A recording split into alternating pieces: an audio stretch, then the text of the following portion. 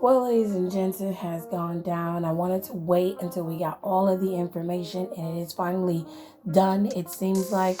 So, here are the releases that WWE decided to do for their annual spring cleaning. The spring cleaning was never the issue, it was the superstars who were cut.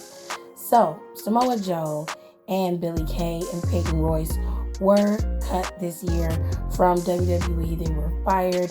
It was very shocking to see Joe on the chopping block. I'm very upset about that. I loved Samoa Joe. I still do. And I want him back. I want him to go back to WWE. I feel like just because he had concussion symptoms doesn't mean that he was going to be stuck in that concussion realm forever. WWE is very hesitant to pull the trigger when concussions are the issue. It's similar to what was going on with Daniel Bryan, but I think that Joe deserved the Daniel Bryan treatment and he didn't get it. But from my understanding of Joe, he wanted to wrestle again. WWE wouldn't clear him, and he used that as a reasoning to get rid of him. And that is very disheartening. I hope that Joe goes and finds somewhere else to wrestle. I hope that he really makes sure that he's healthy and ready to go. I also hope that sometime in the near future, he pops back up in WWE because he could have been an amazing heel champion for WWE and really given them the edge that they needed. As far as Billie Kay is concerned, Billie Kay was cut because Kevin Dunn did not understand her purpose or what she could do for the company. So he cut her. Peyton Royce was cut. He didn't really give a reasoning as to why Peyton Royce was cut, but my assumption is they didn't have anything for her. She was wrestling and she didn't perform well in my eyes, but that's neither here nor there. Some more cuts that happened with WWE are Tucker, Saliso, and Bo Dallas. Bo Dallas hadn't been used in years. It'd been years since Bo Dallas was put on television. Saliso was put on TV here and there. They tried to tease Saliso's heel turn, but that didn't work out. And then they just moved on from Saliso. Tucker's last known place on television was during Otis's storyline with The Miz and the Money in the Bank briefcase when he turned on Otis.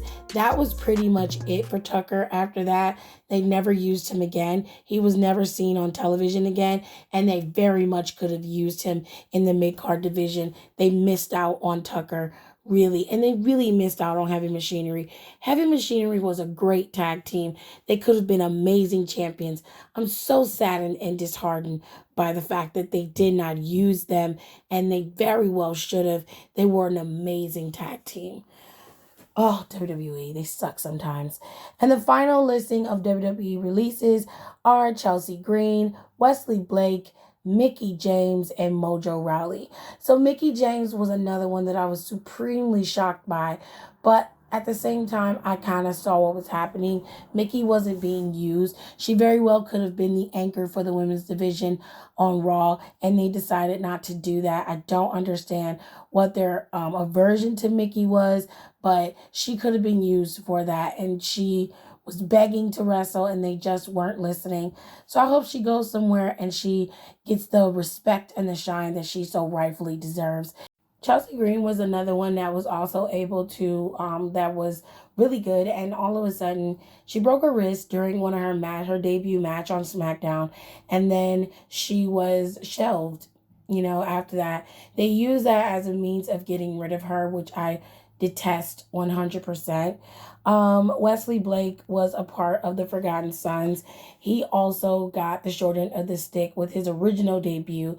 Jackson Riker got into some trouble, and the whole squad got pretty much shelved because of it. But Jackson Riker got rewarded afterwards, which is very odd. That's another topic for another day. And Mojo Raleigh, he was a part of the 24/7 championship race, and then after that, he was a donezo deal. Most of these releases were justifiable or at least understandable. Others just left you scratching your head like, what the hell is going on? John Laurinaitis was heavily involved in this, as was Kevin Dunn. And I still believe that Bruce Pritchard was involved in this as well. But you guys, make sure you comment below and let me know what you think about the releases. And I will see you guys next time.